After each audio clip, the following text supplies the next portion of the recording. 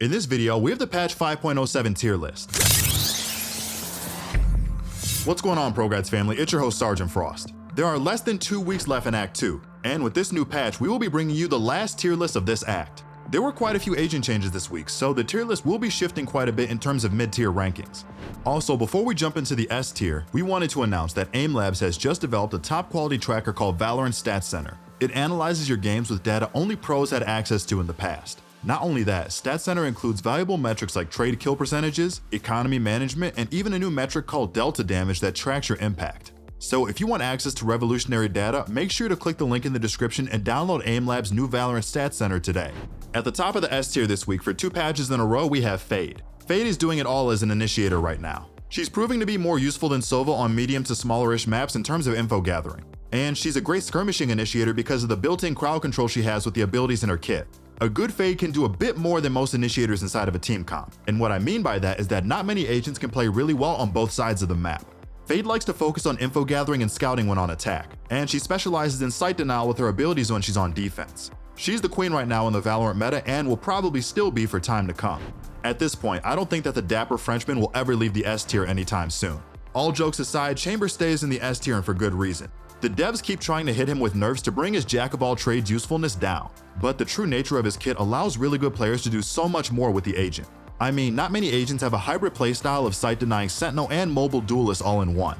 Chamber has firepower, he has mobility, he has reliability, and even more importantly, he has a cool accent and a bomb haircut.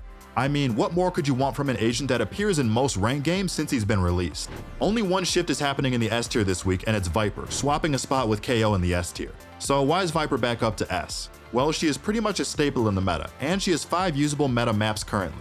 Viper as an agent is relatively unaffected by agent changes as of late, and she's cruising in the meta as she dominates on all of her maps that she calls home.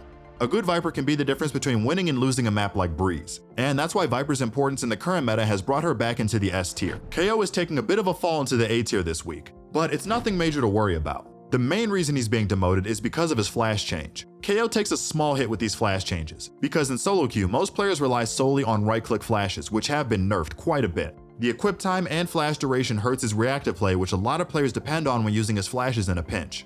KO's kit overall is still intact as his suppression is the bread and butter of his kit. The devs were not trying to knock KO out of the meta with these changes, they just wanted to tone down the right-click flash supremacy that was taking over the meta. Trailing KO in the A tier this week is the Fire Nation leader Phoenix. Phoenix is in a good spot in the meta right now. His buffs he received earlier this episode really did a number for improving his functionality with his kit, while also bringing him back into the meta without making him OP or broken. Phoenix is chilling where he's at right now. He's a very easy to use duelist that's low risk, high reward. At the end of the day, he's an agent that every player should have in their arsenal. The rolling thunder of the duelist class, Raze, is on deck in A tier this week. Raze is in the A tier again mainly because she synergizes well with certain agents like Chamber, Astra, and Jett to name a few. Raze's ability to nuke small areas of the map with ranged AoE damage makes her a threat that teams must respect in solo queue. And the fear that she can induce into enemies around the map with her ultimate satchel jumps into bomb sites is something that no other duelist can replicate at the moment. Vroom vroom, Neon is sliding into the middle of A tier for patch 5.07. She was popular for a while as the community began to try her out when Jett was slipping in the meta earlier this episode. But right now, it seems like the fad of using Neon in half of my games has died out as she is returning to her normal play levels. Neon is a great agent for solo queue if she is piloted well by the player. Unfortunately, she is hard to coordinate well with teammates, especially if they don't have mics, which is an occurrence that happens all too often in solo queue. Hence why she is in the A tier. But there are other much simpler duelists you could use if you need alternative options to carry your games with. Next up in A tier we have Jett. Like we've said earlier in the episode, Jett is finally starting to see legit competition from other agents in the meta. What we mean by that is that other agents are starting to do the jobs that she used to fill in a team comp but better.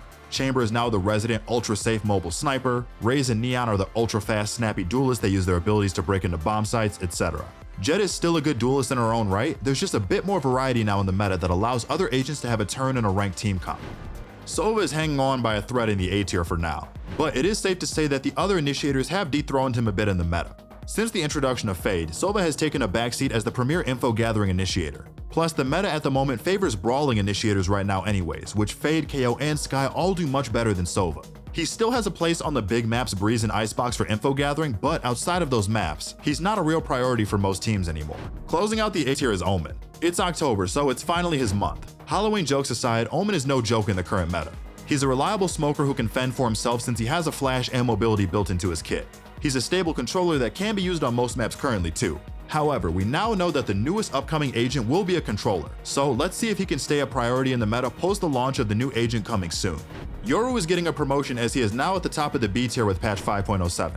The devs are steady buffing Yoru as they feel he's not quite where they want him to be as a reliable entry fragging duelist. So this patch, they gave him a small but sizable buff in making his flash duration on his flashes a bit longer. This flash buff makes him a bit more potent and more annoying to deal with. Not a huge change, but it could make him much easier for players to capitalize with on flash plays. Skye is another initiator that was shown some love this patch with both nerfs and buffs, so she's moving into the second place in B tier. Skye getting promoted to high B is because her flash changes are overall a buff with the fact that they can no longer be broken. Her flash duration changes should not prove to be a major issue unless your only playstyle is pop flashing around corners. With these facts now known, Skye really needs to play like a team-first oriented initiator. No more walking up to corners and pop flashing enemies trying to farm TikTok clips. You need to play her in the role the devs intended her in order for her to see success with this agent. The B tier is really being shaken up by these agent changes this week, especially with the Reyna Lear buff. It looks like Reyna has dug herself out of the pit of C tier this week, as she is now in mid B tier post her Lear changes. Reyna's flash buffs are pretty substantial, and it now makes her a real threat when she's using it for herself to make her own plays. The main thing to note being the deployment time and the speed at which she switches back to her gun now, which really buffs her combat when she's fighting around her Lear. She can be a solid secondary duelist, but she needs to get picks in order to get the ball rolling, which is why she is still in B tier even after those buffs. Moving down a few spots in B tier this week is Killjoy. Nothing about her has really changed this act, she's just gotten a few bug fixes to fix the weird interactions that go on with her turret at times to make it more consistent. But KJ is still a formidable sentinel. It seems that after VCT champion, she is still the meta sentinel for Ascent, and hopefully more people come around and bring her out on the other maps too because her kit is still really good. The jack of all trades Smoker is up next in B tier. Brim is a great low entry barrier controller for anyone who wants to get into smoking, or if you were just the unlucky last pick and you need to fill for smokes. Like we said with Omen earlier, a new controller is coming, so we have to see where Brim stands in the smoke agent hierarchy after the new agent releases and the new smoke meta is formed. Okay, Astra is still in B tier only because of Pearl. She's not a great smoke agent by any means after her nerfs earlier this year. Brim, Omen, Viper, and probably the next new smoke agent too all still have priority over her in the meta. It's just that certain strategies have been crafted around her on Pearl, which gives her a job on the new map in the meta. Closing out the B tier is Sage. Sage right now is a great pick for solo queue specifically. Her kit is always a bread and butter of a team comp. It's very simple and easy to use, and it's pretty good for stalling rushes. She can actually kind of soft counter more meta fast-paced agents like main duelist and Fade. And as always, her heal and revive can save a game when your team needs it the most. Now let's end with the C tier. In the recent State of the Agents address, the devs mentioned that they are looking at some Cypher buffs to bring him out of irrelevancy. We might be seeing some of those changes soon, sometime in Act 3. So there is hope that Cypher will be able to weasel his way out of the C tier around then. Lastly, at the bottom of C tier this week is Breach. The main reason he's down here is because of the new fracture changes kind of prohibit some of his map control he was able to get easily before the new changes. With said fracture changes, Arcade is harder to control with Breach now, so it might make him not as valuable over a Fade for information gathering instead. Dish, on the other hand, is a bit easier to control with Breach, but it's always been strong for him anyways. And with that being said, that's our patch 5.07 tier list. Let us know whether you agree or disagree in the comments section down below. And don't forget to like and subscribe too. This has been your host Sergeant Frost, and good luck on the grind this act.